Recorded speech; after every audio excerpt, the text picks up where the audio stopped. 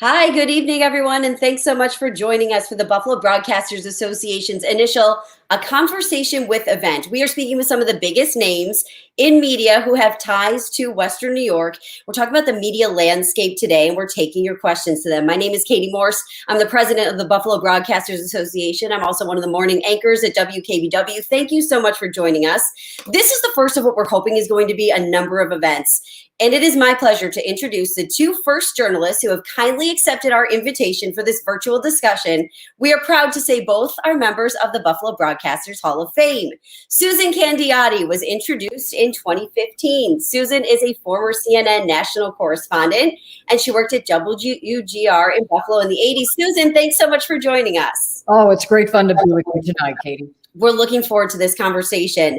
We also have Wolf Blitzer joining us, a proud Kenmore West graduate and the lead political anchor at CNN, as well as the host of The Situation Room with Wolf Blitzer. He was inducted into the Hall of Fame in 2006. And Wolf, we know that you just got up there. You've had a very busy day. So we want to thank you for taking time to join us as well. Oh, my pleasure. I love everything about Buffalo. Always happy to participate in a Buffalo-related event. I noticed that you're repping the Bills already with that shirt behind you. I love the Bills. Always have. We're going to get the conversation going very shortly, but as you're watching at home, if you have a question for Wolf or Susan, or for both of them, you want to just type it into the comments along with your name. We're going to do our best to bring in as many questions as we possibly can. You'll also hear a few video questions. The Buffalo Broadcasters Association has a close relationship with the future journalists at Buffalo State, so they had the opportunity to submit their questions, and so you're going to hear a couple of questions that they had for our guests. So I'd like to begin this evening with our first question by asking both of you about the state of news right now. There are so many platforms, so many organizations, so many voices that we hear from. Are we richer now because of that? What do you think of the way that's evolved over the past few years? And Wolf, I'm going to start with you. Well, I love the news business. I've been a reporter for a long time, and it's really important to get information out there. But I also love the fact that we at CNN and at WKBW and all the major news organizations, we try to report the news as fairly and as factually, as accurately as we possibly can. There are a lot more platforms out there, but unfortunately, some of them are pretty weird, and you got to be really careful where you're getting your news. So my recommendation is get your news from a variety of sources, but try to make sure you're getting it from responsible, credible news organizations. Wolf, I'm just going to follow up by asking you, is that just something that's incumbent on all of us to do these days? Do we have to now research where we're getting our news from if we see something? Yes. If you're going online, you're just going to some random website and you don't know anything about it, and they're reporting something that they claim to be accurate, which is totally untrue, and you start believing that stuff, you're going to be in trouble. So try to do some fact checking, try to do some serious background checking on the news organizations you're relying on to get your information. Make sure they're responsible. And I always knew when I was a kid growing up in Buffalo, we had the Buffalo News. In those days, it was the Buffalo Evening News. We had the Buffalo Courier Express, which was the morning paper. I knew those were reliable news sources, even as a teenager. And my parents and I used to discuss what was going on in the news. Even at a young age, I was a news junkie. And I knew that those were credible sources. And the local TV stations were credible sources, including, give you a plug, Katie, WKBW. So it's at WGR for that matter, WBEN, all of the local Buffalo stations. But nowadays, there's so many other news organizations, quote, news organizations out there. So just be careful.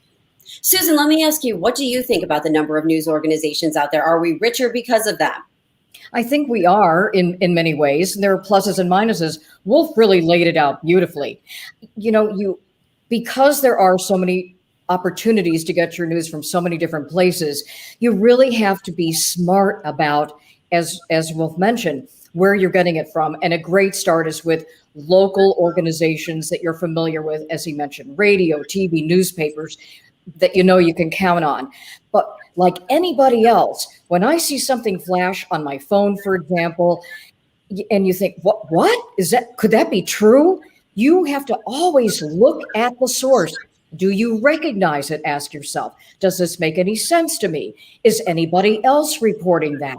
You have to be a reporter yourself and start digging and digging to make sure whether it makes sense, and check around with other news organizations, preferably respectable ones and responsible ones, including CNN and all the major networks, to make sure that it all is lining up. Because if it's bad in, it's going to be bad out. So you have to be able to know where to get it from. It's not uncommon for me to get phone calls or emails or texts from people to say, did you see this? What do you make of this? And all it takes is a couple of clicks as to who's reporting it, to look it up, look at who these organizations are, and then be able to point out to people, you might want to take a second look at this again and look to see who's reporting this. It doesn't add up. Sometimes you can easily fact check a lot of information as well. So that brings me to another question. Fake news is a term that we hear almost daily now. So let's talk about that term. Does it mean, as it suggests, something that's not accurate, or does it now mean something that doesn't fit someone's narrative? Can I get your take on fake news? And I'll start with you, Susan. Well, it has become, I think, mainly what someone's take is. It. For example, if someone perceives something to be a critical piece of information, something that is critical about someone or an organization, it's easy enough to say, oh, well, that's just fake news. That can't be right. Those reporters are always asking negative questions, it seems to me. Why can't they just take what we just said? Well, that's because it's the job of a journalist, no matter who is in charge, being at City Hall, being at state government, federal government, our leaders, our politicians, whoever it happens to be, to make them back up what they say, to question. You've heard truth speak truth to power. It's incumbent upon all of us to do that. So sometimes when people hear that you're asking a critical question, they might come back and say, well, that's fake. You can't believe what they're saying. It's just not the same thing. Wolf, can I get your take on fake news? Well, I know that the former President Trump used to brandish the mainstream news media, including CNN, as, quote, fake news, which was totally ridiculous. He didn't like what we were reporting because we were reporting the factual news. We were reporting the truth. And he didn't like that. So he would say fake news, fake news, fake news. But there is fake news out there, and certain, so-called news organizations are reporting baloney, which isn't true at all. And it's the responsibility of serious news organizations to point that out and say, you know what, that's a lie, that's misinformation, that's fake news. So there's, you can brandish someone as fake news because you don't like what they're reporting, or you can really call out a news organization for fake news if they're reporting disinformation or lies. Thank you both. We have a question too coming in from Rich Newberg to Wolf and Susan. How would you compare the current turbulent era to the changes that took place in the 60s? Wolf, would you like to start?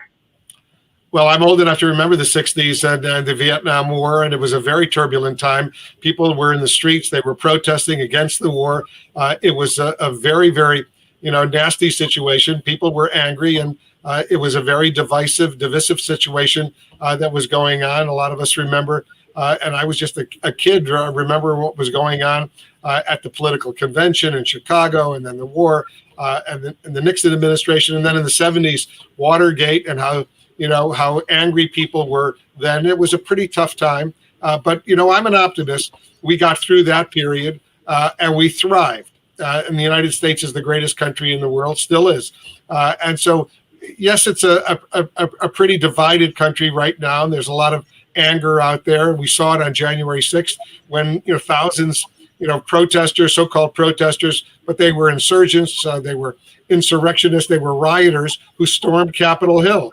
And it was angry. And I suspect that kind of anger will continue for the time being. But I'm convinced that in the end we'll be fine, because this is still the greatest country in the world. Susan, would you like to comment on that as well? Sure. I think that also growing up, I remember when the Vietnam War was happening, and I too was a kid, and you could see the demonstrations in the street and wonder what was going on. And even prior to that, the civil rights violations with people who were demonstrating for just to have the right to be a human being, to carry on as anyone else would. And I remember seeing the violence of that time. And that is one of the things that inspired me to be a reporter, because I thought, wow, we are learning about this because reporters are out there covering the truth about what is happening out there. They are our eyes and ears. I'd like to get involved in that. So now, fast forward to, again, as Wolf said, the recent demonstrations and marches, and yes, indeed, violence. No one agrees with violence. No one does. But a lot of times you hear about the false evidence. Well, they had the riots on January 6th. What about the violence that took place during the summer months with Black Lives Matter, for example? No one is saying that those demonstrations, as an example, were for the most part peaceful. Did violence break out in some cases? Yes. Did people agree with that? No, they didn't, and it isn't the right thing to do. But January 6th, by comparison, this was an insurrection to take over the United States government. And so, big difference there. But again, as Wolf said, we came through those turbulent times years ago, and we can do it again by reporting the truth. And journalists are trying to do that. Susan, thank you. And I want to remind everyone who's watching us, if you have a question for Wolf or Susan, for both of them, just write it into the comments and we're going to bring it onto the screen. I'd like to also take a look at trust in news right now. And I've got the results of a recent Gallup poll. This is from September, but they're relatively recent results. And here's what it showed.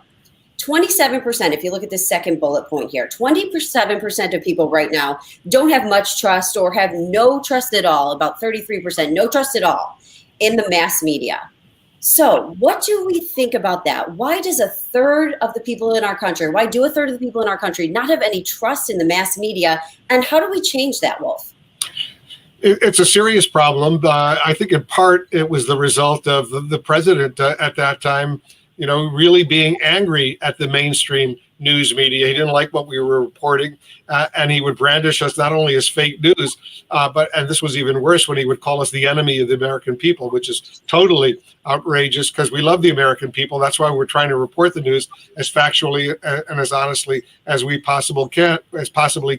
But as we know, Trump, had then, still has a huge following. They believed him, and as a result, major news organizations, whether it's CNN or NBC, ABC, CBS, or the New York Times, the Washington Post, the Wall Street Journal, the LA Times, were brandished as fake news as the enemy of the American people, which, caused a lot of distrust. And I think that was reflected in these polls that you just mentioned. And so we just got our work cut out for us, and we got to do it.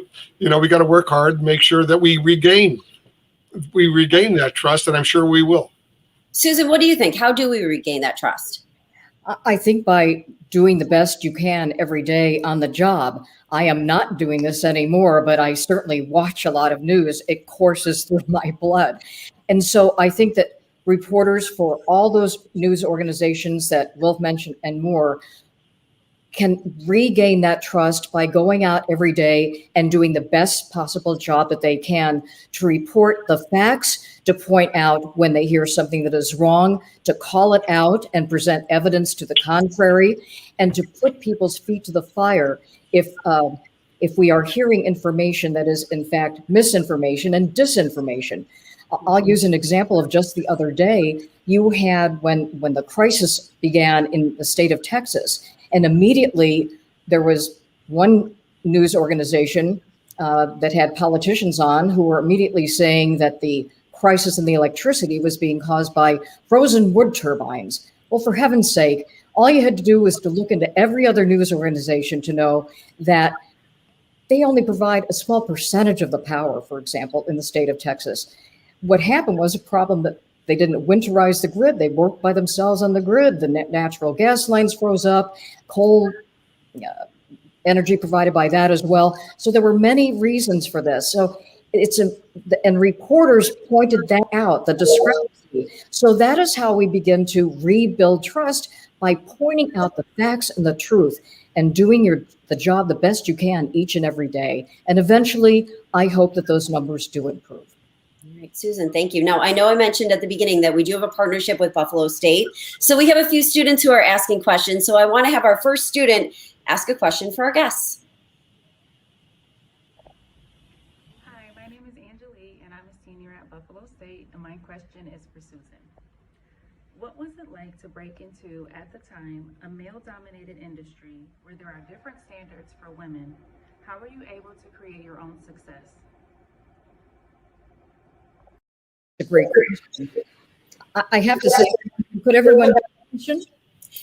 If everyone couldn't hear her question, she was asking what it was like to break into that male-dominated business at the time, and how did you create your own success, Susan?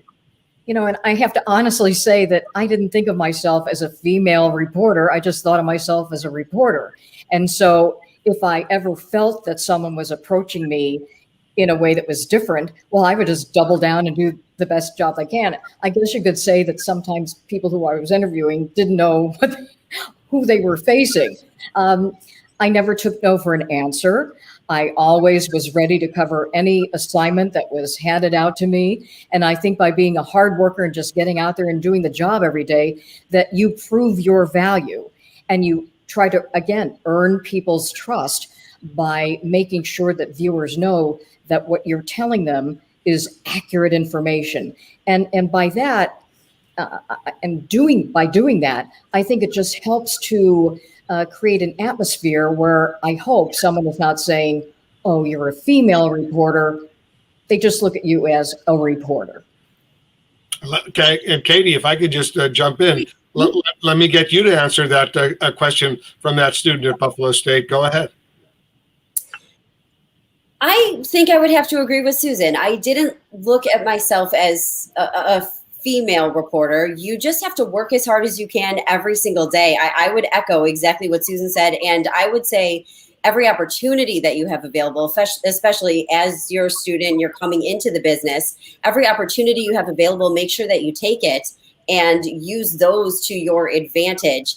And yeah, don't look at yourself different from anyone else. See what you have that is so special, and find where you shine in the world of journalism, and then do your best with that. That's what I would say. Susan, I agree with you. I think that that it's when we start looking at ourselves as being so different, it really isn't. We all have those same standards, those really high journalistic standards, and I think that if we're following those and doing our best to prove ourselves in that, then we will be successful. And I think, Susan, you've been such a wonderful example too of that. And, you know, we had the opportunity to chat the other day, and you have such an extensive career. It was so wonderful to just hear about your experiences and how you got there. So thank you for sharing the opportunities too, and for sharing all that information with our students. Hey, I'd like to do it. Can I do a quick crosstalk here for Wolf? I remember hearing a story that you used to tell, Wolf, about that I heard from other people on staff, that when perhaps an intern was working with you,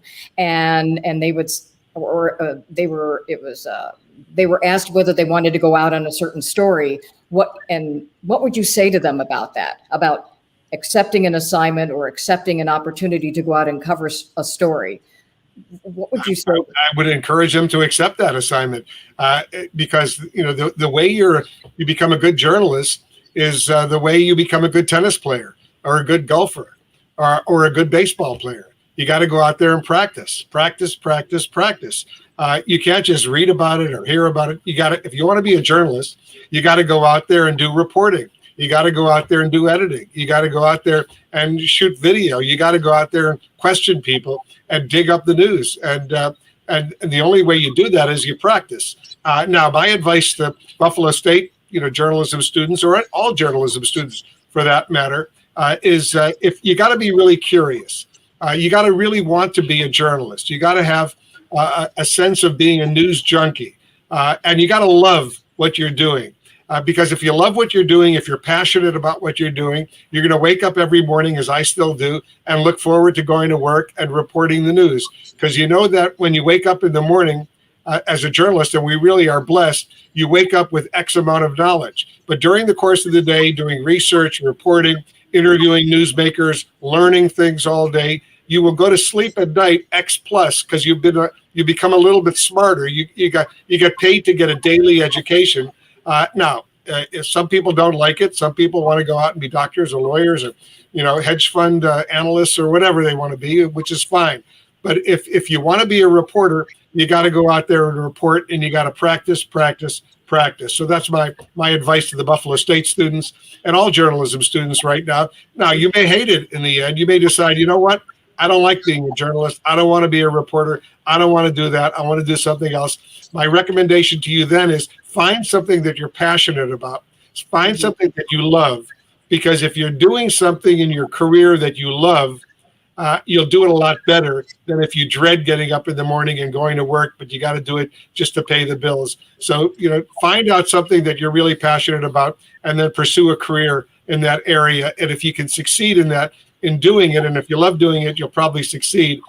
You'll have a happier life as a result. That's my advice.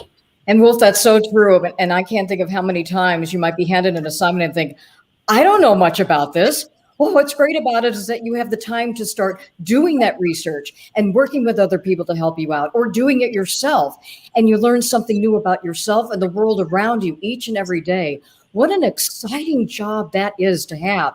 And not only that, but it's okay to stumble and fall. Okay, you make a mistake, you pick yourself up, acknowledge it, and move on and keep going. And you learn from the people around you.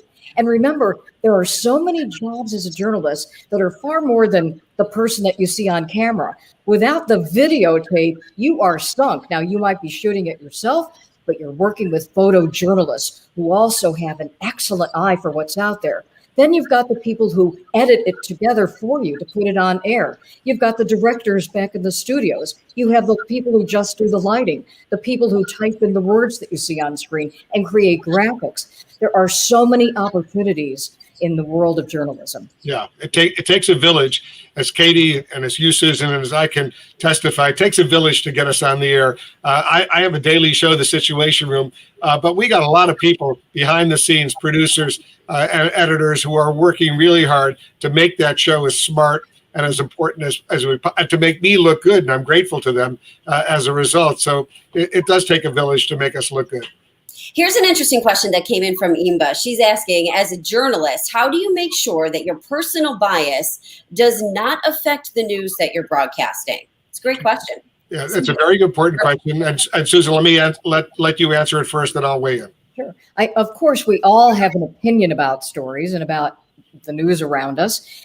It's the job of a journalist to keep that inside. You're going out there, even though you might have a certain point of view about that, sometimes you surprise yourself. Once you start doing the research, once you start talking to people, you might take a different, learn something else that you never have thought about before. So it's not our place to say what is right and what is wrong. It is to say, here's what's going on. Here's what we have learned about it. Here's what we can share with you. And that doesn't mean to say that I can't have an opinion that I think it's a right or a wrong thing to do. I'm simply reporting about it. And this was instilled in me in my first job in journalism, which was many years ago, working for the Reuters news agency, a wire service, a British wire service. All the older British journalists who were training me and helping me and showing me how to be a reporter, how to be a journalist, they would always say, you know what, you may have your ideas, you may have your thoughts, you may have your opinions, you may have your prejudices, but we just want you to report the facts as honestly as you possibly can, and just forget about the politics, forget about your personal prejudices or your personal, opinions and all of that. Just report the news as factually as you can. Now, it's not always possible. Sometimes, you let things get a little bit out of control, but you try to do it. At least an old school journalist like me, you try to do it as best as you can. Here's a question that came in from Michael Wooten, who's wondering, like workers in every industry, we journalists have had to adapt to the pandemic. Everything has changed. Can you walk us through the logistics of your day now that the pandemic has been in place? Wolf, would you like to start? How has COVID changed your working career and your relationships with work right now? Well, first of all, my show, The Situation Room, there was maybe 30 or 35 or 40 people who were involved in working on it every day. And probably, let's say there are 35, 32 of them are working from their homes right now. We've got the technology, we got the Wi-Fi, the laptops and all the equipment that they need. Normally, a year ago, we would all come in the morning. we'd have a conference, we'd meet in the conference room, we'd review the stories that we're interested in, we'd review assignments, who's going to go out there and do X, Y, or Z, but we'd all be working together. I would have my office, but as soon as I walked out of my office, there was a big newsroom where all of the staff were talking to each other, working together, and collaborating on how to get the job done. Now you go into the newsroom, and I'm still here at the CNN Washington Bureau. You go into the newsroom, it's pretty much empty. There's only a tiny number of the journalists who normally would be there who are in there. Almost all of them are still working from their homes, and it's going to be like that probably for the next several months until everyone gets vaccinated and feels comfortable coming into a work environment. But even then, I suspect there will be people working from their homes. So it's changed a lot, and it's part of the process. And I would say, even by observing how the news is being covered now, look at how journalists are getting around the restrictions that they have to work with. In part, for example, you might see an interview being done by the reporter sitting at home, and they have a camera set up on the side and also on them. Plus, you have either the person who is being interviewed has their own camera set up, or the organization such as CNN will send a camera person there and be able to set up a remote camera so that they're both rolling at the same time. And that's how you can bring the visuals together. And you still have the photographers who are going out carefully to shoot stories. Everyone's still masking up. You see people standing at a distance from each other. Reporters are following the same protocols as everyone else should be doing. So everyone's learning to work around it. Wolf, you brought up an interesting point where everyone does have these work from home setups now. We figured out how to do this. Has it in a way improved access to some people that we might not be able to meet with them on a day-to-day basis, but are we improving access now because we can sit down and have this kind of conversation at home?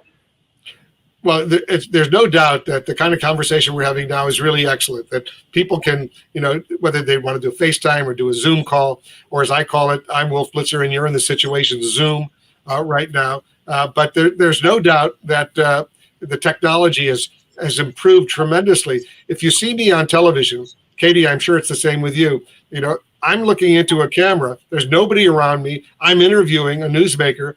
Let's say the new Secretary of State, Tony Blinken. He's at the State Department. He's looking into a camera. Normally, an important interview like that, which I did a couple of weeks ago, I would either go to the State Department, he would come to the studio, and we'd be sitting around a table talking to each other. But now, because of COVID, we're in different locations, and that's the way it is with all of our reporters and our analysts. If there is someone in the studio near me, and it's not very often, that person is at least 6 or 8 feet away from me, and we separate each other because that's the nature of the recommendations we get from the Centers for Disease Control and Prevention. But that's the way it's been now for a year. It's hard to believe, but it's going to probably continue like that for the next several months.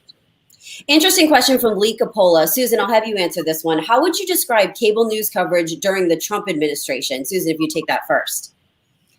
Thanks, Lee, for that question. I think that it has been, journalism has in a way come into its own in that coverage, because for the first time, sadly, reporters, as Wolf pointed out earlier, were labeled as delivering fake news and being called the enemy of the people.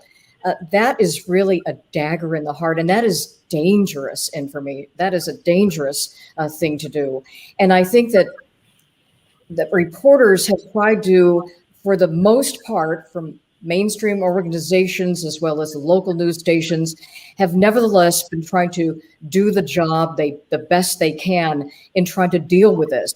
But inevitably, I think when you have people going on in the job, at times it is prompted security to be called in to actually protect reporters in some instances, especially when covering political news, to make sure that no one takes advantage of that and puts them in danger and tries to attack them. So I think I have a sense that, especially during the past 4 years, that there has been a greater sense of concern about, at times, in being a reporter.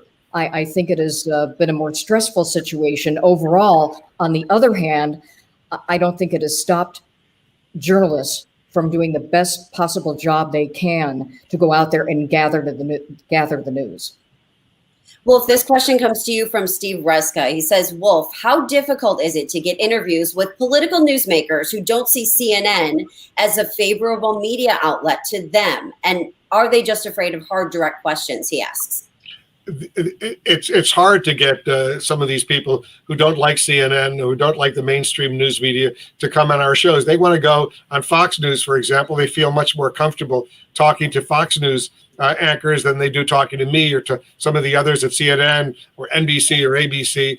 Some of them are willing to come on and answer tough questions. And my attitude as a serious journalist has always been, I want to be tough but fair. I want to be respectful. These are important people, but sometimes, no matter how fair you are, no matter how respectful you are, they simply don't want to come in and answer the tough questions and brace for tough follow-up questions. Tough questions are good, but then if the question isn't answered, a serious journalist then follows up. Excuse me, with all due respect, you didn't answer the question, and give that person a second chance to answer. Now, that person might not necessarily answer the question a second time. You can say, well, and you just want to be upfront with the viewers, and you say, well, I understand you don't want to answer that question. Let me move on to the next question. And that's the nature of the business, and you have to do that from time to time if the questions you ask aren't being answered. And we have another question right now from a Buffalo State student. So Megan, if we could get that second question from our Buffalo State student. Hi, my name is Jillian Casmore, and I'm currently a junior at Buffalo State College. My question is for Susan for Wolf. Looking back when you first started your career, was there anything you would have warned your younger self about? Or was there any mistakes that you have learned from? Thank you. So is there anything you would have warned your younger self about, or anything in particular you remember learning from? Wolf, would you like to start? I think she wanted to ask Susan that question, right? I think she said it has it for both of you, actually. Oh, really? Yes. Look, I've learned a ton over the years that I've been a journalist. I've gotten a ton of feedback. I've made plenty of mistakes. And a serious journalist, by the way, and this gives us credibility. When we do report something that's not true, we correct it. We go on the air and we say, we want to correct what we reported earlier. We did something, we checked it, but it turned out to be not true. We want to update you and we want to correct the record. Serious news organizations do that, and they acknowledge that we're the first draft of history. We're not necessarily perfect, and sometimes we make a mistake. And when we do, we go out and correct it, and we do it as quickly as possible. At an early stage of my career, I was told, and it stuck with me all the time, if you're going to report something negative about someone, you got to give that person a chance to respond before you put it on the air, before you put it in print, before you report it. You got to hear what the other side is, what they're saying. And you got to give them an opportunity, because once it's out there, it's out there.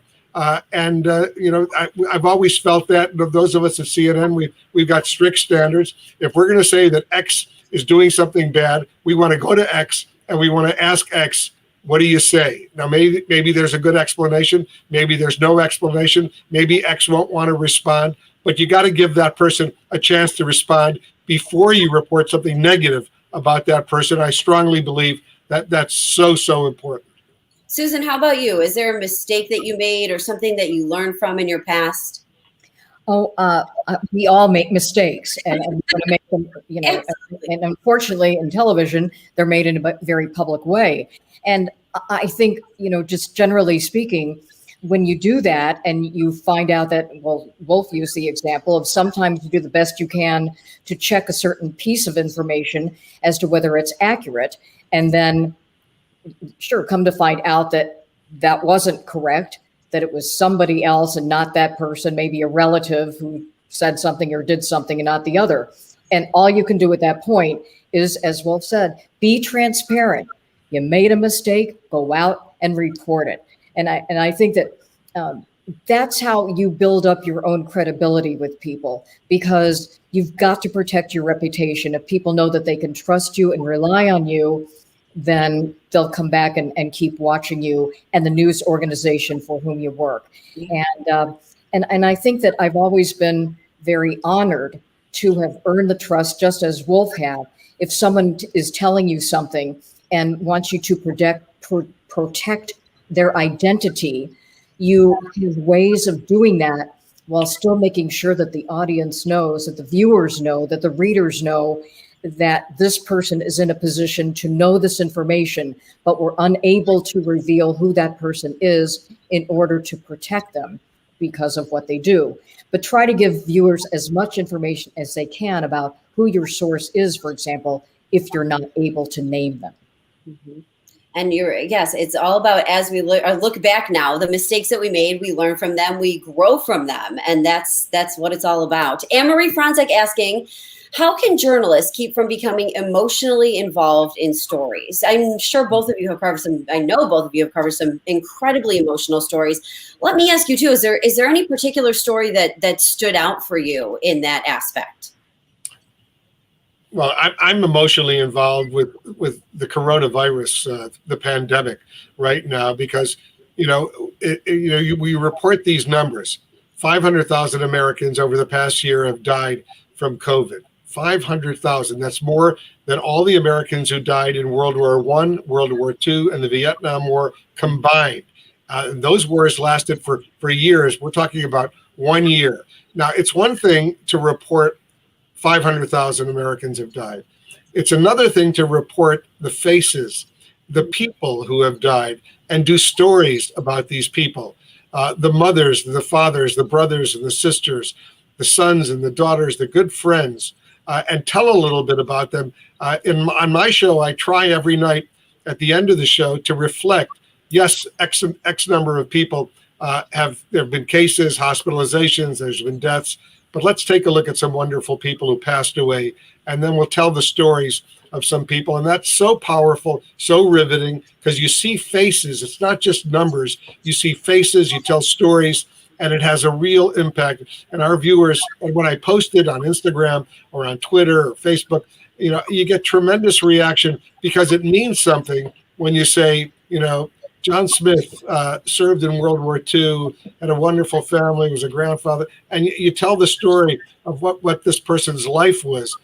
It has such an impact on people, and it has an impact on me, and it has an impact, Katie, on you. It has an impact on Susan, because we're talking about real people and what this pandemic has done.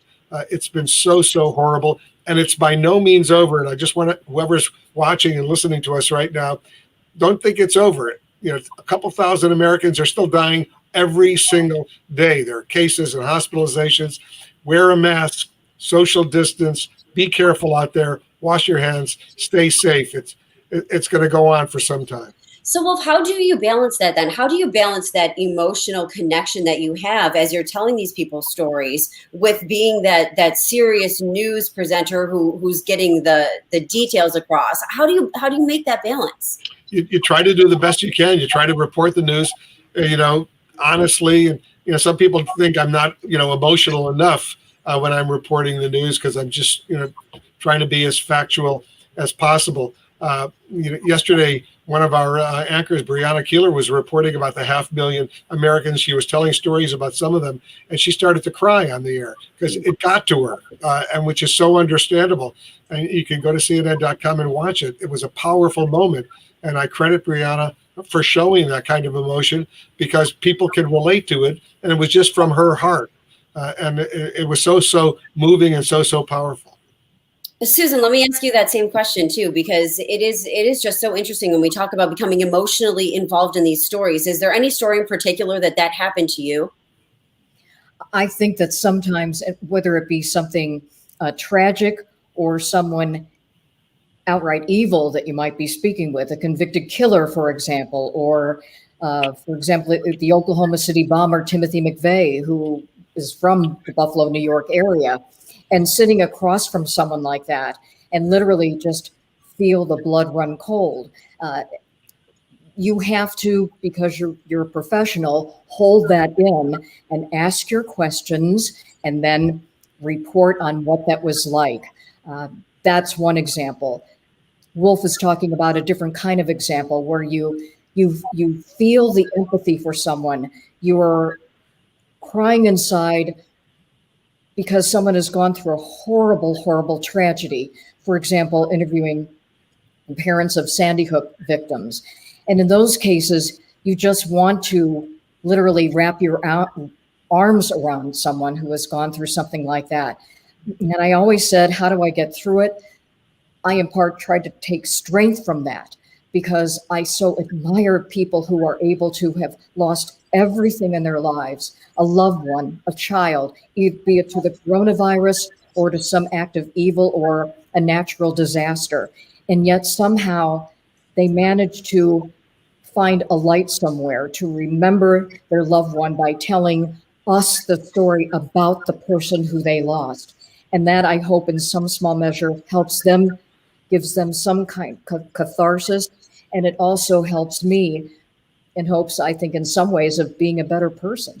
You know, we have so many Buffalo, Western New Yorkers on this feed and Buffalo journalists, and I know they probably have to be thinking what I'm thinking right now, which was the crash of Flight 3407 here in Clarence Center, which is one of those stories that we told here that had such strong emotional connections. And Susan, I felt the same way you did. It was in telling the stories of the family members and in seeing what they did after tragedy that really helped you through some things. It's not easy to cover events like that and to see what people are going through. Yeah, very interesting. It open themselves up to a perfect stranger, us. Right. Yes, yeah, absolutely. And it's an honor to tell their stories. Here's a question from Aaron Mason. Says he's a big admirer through the years, Susan. And also we mentioned Candy Crowley, Rusty Dornan at CNN. In 2021, is it easier to have staying power at the network and cable as a man than as a woman? Ooh, that's a good question. And that's a tough one to answer. Gosh, I loved reporting on the news and would still love to be reporting on the news. And maybe, sometimes things take a different form or you still report in a different way. So it's hard when you look around. Frankly, there are fewer women, I think, that you see who work for a longer period of time in television. And maybe that's a business decision, maybe it's another decision, but, sad to say, I can't think of that many people who have lasted a very long time, let's say decades. But certainly, I know that there are women out there who continue to report, and perhaps times will change, and that will happen more often now. But I'm very proud of the work that all women do in television and can continue to do that. Wolf, could I get your perspective on that as well? Is it easier to have staying power at the network and cable as a man than a woman? I forget about cable, broadcast networks too. I think it's easier to stay as a man, historically speaking, probably the same now. But, there are some women who manage to stay. Look at Leslie Stahl, 60 Minutes. She's been around for a while. She's still around. She's doing amazing reporting. Very impressive. Barbara Walters is now retired, but she stuck around for a long, long time. So there are examples, but I think Susan is probably right that, at least in the older days, it was easier for a man to stick around as he got older than it was for a woman. Susan, am I right or wrong? I think you're right about that, Wolf. All right. Thank you both. This question coming from Jim Tolner. Jim is wondering, to both of you, what anchor or journalist in any platform of television journalism today do you most admire? Go ahead, Susan. Say my name. Wolf Blitzer. That's the correct answer. Good. No, I mean, obviously, I think there are just so many examples, but certainly Wolf goes out there day in and day out, and oh my God, what a workhorse! 7 days a week, you see him morning, noon, and night, and that comes clearly from a part of the love of journalism, and you can see that it comes through. It comes through with Wolf. And I'll repeat Susan Candiotti, when she was working with us at CNN, was amazing. She would go out there, she would travel, she would break stories. She really did a fabulous job. And I want to thank her on behalf of all of our viewers here in the United States and in the 240 countries around the world that watch CNN and CNN International. Susan really, she was really an amazing journalist, and I was so proud that she had that Buffalo connection, which I, of course, have as well. And there's the late Tim Russert, was so proud of his Buffalo roots as well at NBC and Beat the Press. We have a certain bond, those of us who grew up in Buffalo or worked in Buffalo, and it's a source of pride. Whenever I run into somebody from Buffalo, we have a new young reporter the last few years at CNN, Ryan Nobles, who's from Western New York. He's one of our congressional correspondents now. He's doing a really great job. And so it's always good to run into my fellow Buffalonians. Oh yeah, we love that Buffalo connection. It always happens no matter where you are. You could be, halfway across the world and run into someone from Western New York and sit down and talk to them about everything going on here. Here's a question coming from Professor Deborah Silverman, tie to both of you, asking, as the chair of Buffalo State's communication department, what advice would you give to current journalism students about how to launch their careers in journalism? And I think perhaps this is almost a more interesting question now than it ever has been, because there are so many different avenues right now, especially in the social media landscape of journalism that is relatively new. So how would you both answer that question? Wolf, I'll ask you first. I would say what I said, go out there and practice. Start writing, start reporting, just start doing it. Try to be an intern at a news organization and watch what the established journalists are doing. Learn from them.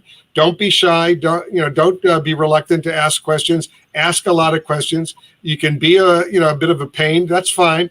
Journalists should ask good questions and shouldn't be shy. They should have what we say, some chutzpah. Go out there and do what you got to do.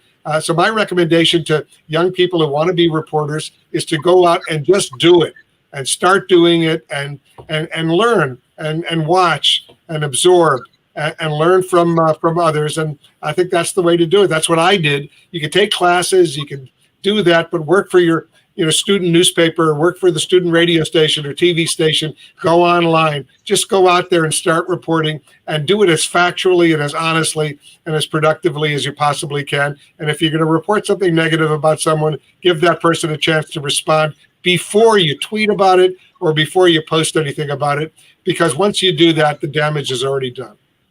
That's Susan, right. would you like to add anything? Sure. I would say a couple of things. Don't be afraid and don't say no. By not being afraid, that includes being, when you're going to be ready to start out, don't be afraid to go someplace new. Don't be afraid to move away from home if you have to. Don't be afraid to knock on the door of the local television station, the local newspaper, to say, hey, what job can I do? I'll try this and I'll try that. Have something in mind, but if something is offered to you, I'm not sure if I'll like that. Try it. You might like it, but it's a foot in the door to see whether something else might be available. And then never say no. That kind of goes hand in hand with, if someone offers you an assignment, say yes. Think of it as, I've never done that before. I've never been there before. I might never have an opportunity to do that another time. So that is good advice as well. And as you indicated, Katie, there are so many more platforms out there than there were in the past. But follow your dream. Never give up. Keep going. You'll find it.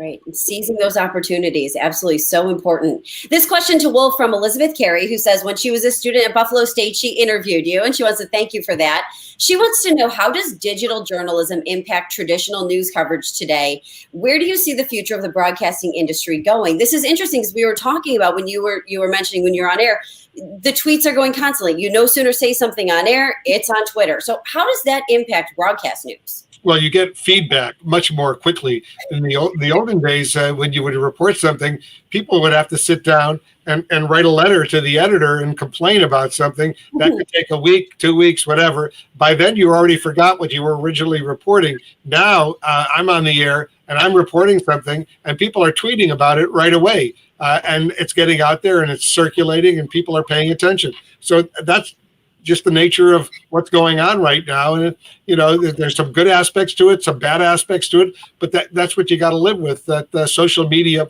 is part of what we're doing right now. I tweet, I Instagram, I do it too. And I got a lot of followers out there who pay attention to what I'm tweeting, but I try to do it in a responsible, productive way as much as I possibly can. And I don't, mean tweet or do nasty stuff like that. But I try to, if you go to my Twitter account, you'll see what I'm tweeting and you can either pay attention or not, but that's up to you. Susan, what do you think is the best use of Twitter in news? I think it's a quick way to get the headlines out. I mean, I follow a lot of news organizations on Twitter, so I have quick access to a lot of different things that are going on, each one competing for the same audience. And then you come to learn who are the most reliable people to follow and that you can rely on for good information. But it is the best way to get out something quickly, but you better make sure you have it right before you put it out. I don't know how many times again you'll see, what does that make any sense? And look into it to make sure that it is accurate.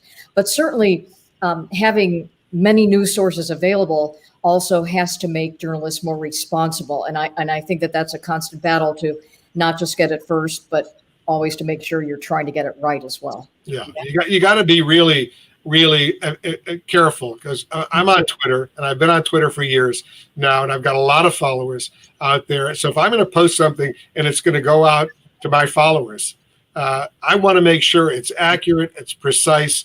I'm not going to have to delete, that tweet in 6 months because it was, so nasty. So, I'm very cautious with my tweets and my responses, what I retweet and all that. So you just got to, go with it and do it right. Mm-hmm. Claudine Ewing is wondering, how do your editors and producers make sure popular social media posts aren't dominating headlines without being thoroughly vetted? Wolf, would you like to answer that? Well, we would not put anything on the air without thoroughly vetting it, not only with our editors and our producers, but if it's really sensitive, with our lawyers. We would go through what we call the triad and make sure that everybody is comfortable with what we're reporting. Now, if we're going to quote another news organization, the New York Times is reporting X or Y, or the Washington Post or the Wall Street Journal or the LA Times, we will vet that too. We might not necessarily be able to confirm it ourselves, but we want to feel comfortable quoting another news organization and make sure that it's responsible. And if that news organization is reporting something nasty about the president or the vice president or the secretary of state, get the response from those individuals before we would, quote something from another news organization. So you just have to do it in a responsible way. Sorry, go ahead. I was going to say, in covering a lot of stories that involved unnamed sources, CNN in particular has a very strict method of making sure that you go through a process, even if it's breaking news, to make sure that who did you get it from, that include questions like how close are they to the information to know that it's accurate, and to make sure. Sometimes I'd say, sorry, I need a second source on this. I need a third source on this. So as a reporter, as a journalist, you're constantly going back to make sure that you have that information right. Yeah, and what is always hammered into us as journalists, Katie, is that yes, it's important to break news and have a scoop and be first, but what's more important is to be accurate. And so you have to really feel comfortable and solidly know you got 2, 3, 4 reliable sources reporting something sensitive. And maybe other news organizations are going to, break it first. They're going to beat you, but you want to make sure that you're comfortable. So yes, it's important to be first, but it's more important to be right. Absolutely. Here's a question coming to both of you. How do you not take the stress of the job home with you? Go ahead, Susan. Well, you try to look behind as best you can, but sometimes it has come home with you, and you just try to walk it off, exercise it off, turn on something else on television, read a book, just get your mind off it to try to cool yourself down. A particularly stressful day, you say, you know what, I'll just put that one away and I'll start again tomorrow. And you do the best you can in that regard. It involves oftentimes a lot of very long hours. So one of the most important things is to try to get the most sleep you possibly can. And sometimes that's impossible, because sometimes the phone will ring in the middle of the night and you have to get up and come to attention and get to work. But, that's what journalists do, and you do it for the love of the profession. And you have to find other things. I mean, I'm a news guy. I'm a news junkie. I work hard and I report the news. But you got to get away from it sometimes with your family and your friends. You hang out. You escape the news business. You see my Buffalo Bills jersey there. You watch a football game. You watch my Washington Wizards basketball game or my Washington Nationals baseball game. You get into other things. Sports I love. I love music. Nowadays you can't go to the movies, but you can watch some film on television. You got to do some other stuff to just get away from the news. Otherwise, it'll make you totally nuts. Wolf, on that note, we do have another question from a Buffalo State student, and this one is for you.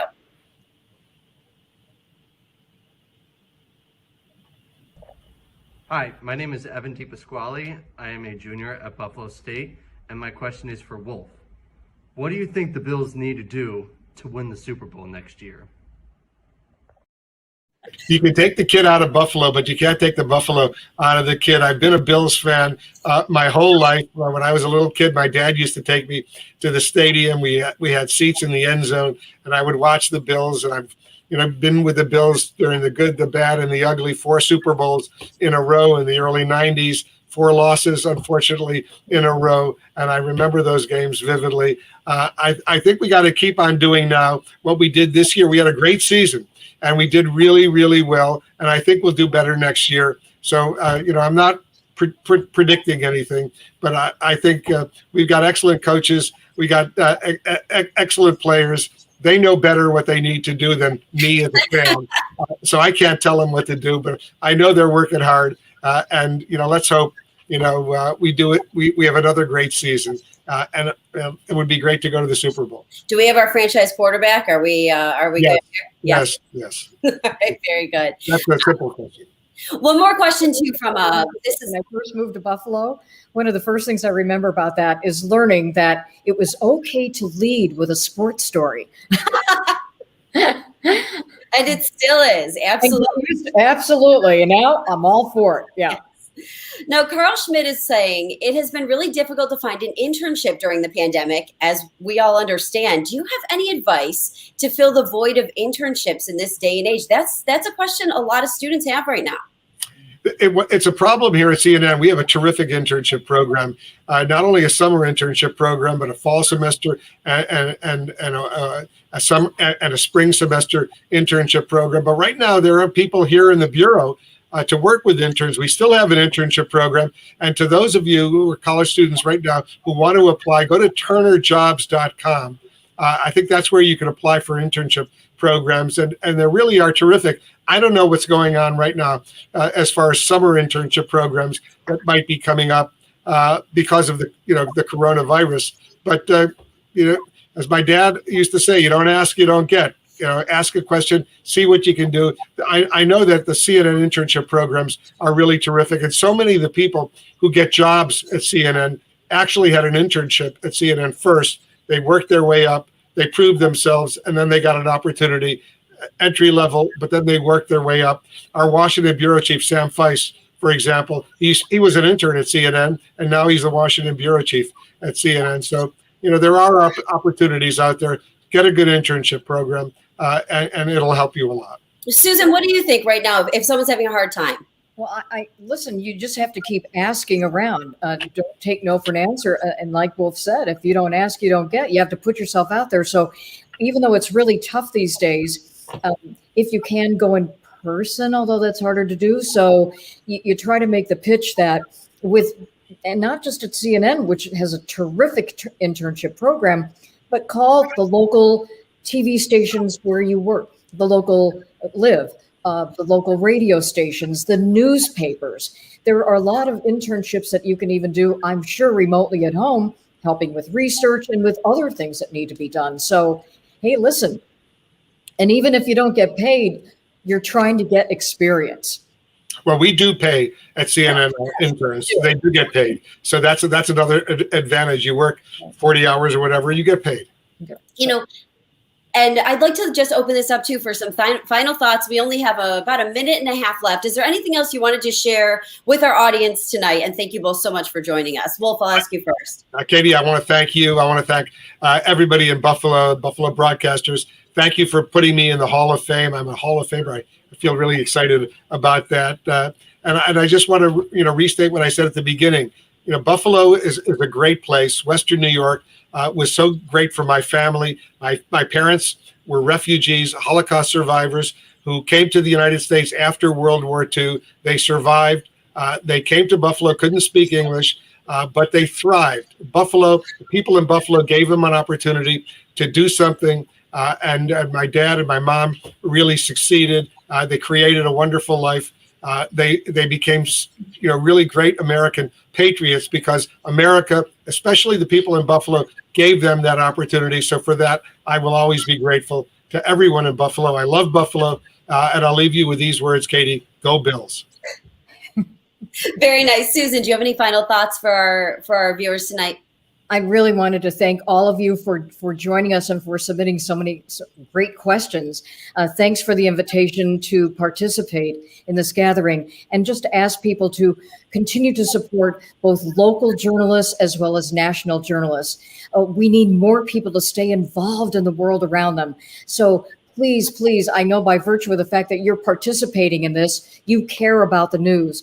Try to engage your friends, try to engage your family members, your community, to stay on top of what's happening, because it affects all of us. And that's one of the ways we're going to come through this pandemic together. Susan, Wolf, I want to thank you both for taking the time tonight, for joining us, and for helping our organization. It means so much to us with the Buffalo Broadcasters. And to everyone who's watching, we are hoping this will be the first of what will be many a conversation with events. And we do have Jeff Glore that we're hoping to be sitting down with next month. So that's going to be our next event. We're really looking forward to it. Again, a big thank you to both of you for taking the time. We appreciate it so much. And thank you again. And please stay tuned at buffalobroadcasters.com. We'll have all the information that you need about our future events. Wolf, Susan, have a wonderful evening. Thank you. Thank you.